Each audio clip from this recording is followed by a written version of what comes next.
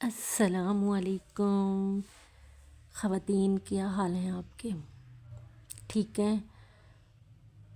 اچھا، میں موسٹلی 9 بجے ناشتہ کرتی ہوں. صبح صبح بچوں کو کروا لیتی ہوں اور میں لیٹ ناشتہ کرتی ہوں فری ہو کر 9 بجے. تو میں نے سوچا کہ ناشتہ کرنے کے ساتھ ساتھ اور گھر کے کام کے ساتھ ساتھ کچھ کام کی باتیں بھی کی جائیں آپ لوگوں کے ساتھ. وقت آپ کا بھی اچھا گزر جائے گا اور میرا بھی. اچھا، آج نا ہم سورہ حجرات کے بارے میں آیت نمبر 4 ہے سورہ حجرات کی، آیت نمبر 4 اور 5 اس کے بارے میں بات کریں گے. آیت نمبر 4 میں ہے کہ بے شک جو تمہیں پکارتے ہیں حجروں کے باہر ان میں سے اکثر بے عقل ہیں. اگر وہ صبر کرتے یہاں تک کہ تم خود باہر آ جاتے، لیکن اللہ تعالیٰ معاف کرنے والا ہے. صبر کرتے ان کے لیے بہتر تھا اور اللہ تعالیٰ بے شک معاف کرنے والا ہے. اب یہ لوگ سمجھتے ہیں کہ یہ حضور اکرم صلی اللہ علیہ وآلہ وسلم کے احترام میں یہ آیت نازل ہوئی.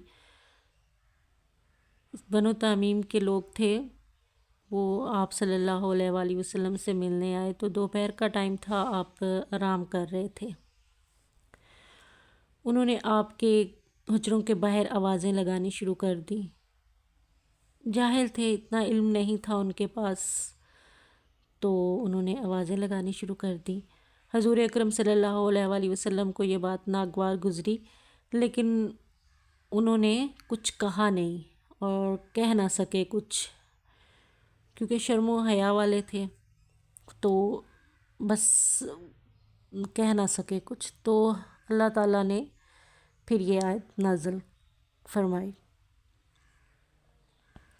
کہ آپ حضور اکرم صلی اللہ علیہ وسلم بھی انسان ہیں. آپ دیکھیں، وہ ان نے بھی آرام کرنا ہوتا ہے. تو جب وہ اپنے گھر جاتے ہیں آرام کرنے تو آپ پیچھے سے آوازیں نہ لگائیں. جب وہ خود آ جائیں آرام کر کے تو پھر آپ جو بھی مسائل ان سے پوچھنے ہوتے ہیں، جو بھی ان سے بات کرنی ہوتی ہے، تو تب آپ ان سے بات کریں. اب یہ آیت اور یہ جو رول ہے یہ ہمارے لیے بھی ہے. ہم میں سے کتنے لوگ ہیں کہ جو اس بات کا خیال رکھتے ہیں کہ اب دیکھیں، ہمارے اسلام میں ہے کہ عشاء کے بعد بھی آرام کا ٹائم ہوتا ہے، ظہر کے بعد بھی آرام کا ٹائم ہوتا ہے. ان دو ٹائموں میں کسی کے گھر نہیں جانا چاہیے، اخلاقاً بری بات ہے.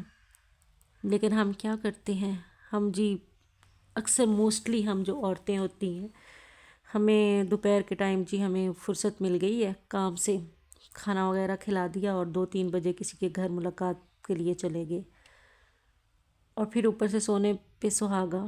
کیونکہ ہم کیا کرتے ہیں کہ اتنی پہلے بجاتے ہیں کہ اگلا تنگ آ کر اٹھ ہی جاتا ہے کہ چلو جی دروازہ کھول دیں، کون آیا ہے، ابھی کیا ایمرجنسی ہو گئی ہے. ہمیں 3 بیلیں سے زیادہ بیل نہیں بجانی چاہیے. 1 دفعہ بجائیں، 2 دفعہ بجائیں، تیسری دفعہ بجائیں تو واپس چلے جائیں. رشتہ داروں کے گھر جانا ہے تب بھی یہی اصول ہے، ہمسائیوں کے گھر جانا ہے تب بھی یہی اصول ہے، دوستوں کے گھر جانا ہے تب بھی یہی اصول ہے. اور ہمیں تو اتنا غصہ آتا ہے، ہم تیسری بیل اتنی زور سے بجاتے ہیں کہ اگلے بندے کو احساس دلا کر جاتے ہیں کہ ہمیں آپ پر بہت غصہ ہے جی، آپ نے دروازہ نہیں کھولا. اچھا، کچھ لوگ کیا کر رہے ہوتے ہیں، بیل بجائی ہے، کسی نے دروازہ نہیں کھولا تو باہر سے آوازیں لگانے شروع کر دیتے ہیں، پھر یا کھڑکیوں سے جھانکنا شروع کر دیتے ہیں کوئی اندر موجود ہے یا نہیں موجود. کتنی بری بات ہے. ویسے ہم سب پڑھے لکھے لوگ ہیں، ہم ان عادتوں سے کب باز آئیں گے، کب رکیں گے ان چیزوں سے. دیکھیں، واضح الفاظ میں اللہ تعالیٰ نے سورہ حجرات میں یہ چیز سکھائی ہے کہ آپ آوازیں نہ لگائیں گھر کے باہر. ضروری تو نہیں ہوتا کہ اگلا بندہ سو رہا ہو یا آرام کر رہا ہو ہو سکتا ہے وہ گھر میں اکیلی ہوں، لیڈی اکیلی ہوں، مرد اکیلا ہو، کوئی نماز پڑھ رہا ہو، بیل بج رہی ہے اس لیے نہیں کھولی، یا کوئی واش روم میں نہا رہا ہو، کوئی لیڈی ہیں وہ نہا رہی ہوں یا واش روم میں کوئی کام کر رہی ہوں، اب آپ اتنی بیلیں بجائیں کہ وہ اتنی جلدی میں نکلنے کی کوشش کریں، بے شک واش روم سے نکلتے ہوئے گوڈے گٹے سارے ٹوٹ جائیں ان کے، لیکن آپ نے جی دروازہ کھلوا کے ہی جانا ہے۔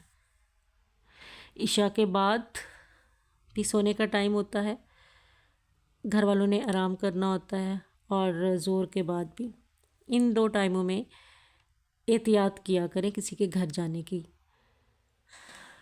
اب یہ آیت حضور اکرم صلی اللہ علیہ وآلہ وسلم کے احترام میں نازل کی گئی تھی، اور بتایا گیا تھا کہ آپ نے حضور اکرم صلی اللہ علیہ وآلہ وسلم سے کس وقت مخاطب ہونا ہے۔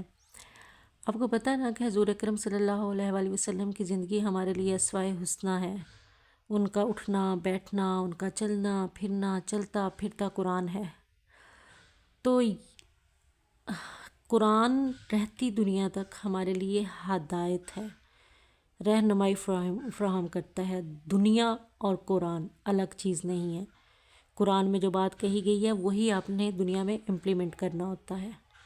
تو سورہ حجرات کی یہ آیت ہم سب کے لیے ہے، ہم سب کے لیے، سب کو تاکید کی گئی ہے کہ کسی کے گھر کس طرح ہم نے جانا ہے، اور کس طرح ہم نے ان کو مخاطب کرنا ہے، اور کس ٹائم ہم نے ان کے گھر جانا ہے، کہ ہمیں ان چیزوں کا خیال رکھنا ہے۔ یہ نہیں کہ جب ہمارا دل کیا منہ اٹھایا اور ہم کسی کے گھر چلے گئے، جب ہمارا دل کیا دروازہ بجا بجا کر اگلے کی بیل ہی خراب کر کے آگے بجا بجا کے، اتنی لمبی۔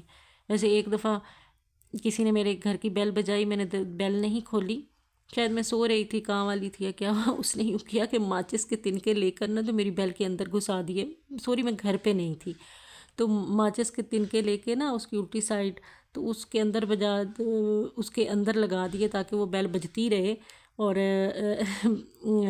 تاکہ ان کو پتہ چلے کہ انہوں نے بیل کیوں نہیں کھولی۔ اب میرے نیبرز میں بچہ باہر نکلا تو اس نے دیکھا کہ بھی ان کی تو بیل بجے جا رہی ہے مسلسل، تو اس نے وہ تنکے نکالے اور بیل بھی ہماری جل گئی۔ یہ حالات ہیں ہمارے، اور میرے ساتھ یہ حقیقت میں ہو چکا ہے۔ اللہ تعالیٰ ہم سب کو ہدایت دے، اور قرآن پہ اور حدیث پر عمل کرنے کی توفیق دے۔ ویڈیو پسند آئی ہو تو ضرور شیئر کیجئے گا۔ صدقہ جاریہ میں ہمیشہ آپ کو کہتی ہوں کہ صدقہ جاریہ سمجھ کر آپ سے آگے شیئر کیا کریں، کسی تک بھی اچھی بات پہنچ جائے، اور آپ کے لیے نیکیاں لکھی جائیں گی، میرے لیے تو لکھی ہی جائیں گی، لیکن جب آپ کسی کو شیئر کریں گے تو آپ کے لیے یہ ویڈیو صدقہ جاریہ بن جائے گی۔ اپنا خیال رکھیے گا، بہت شکریہ، اللہ حافظ۔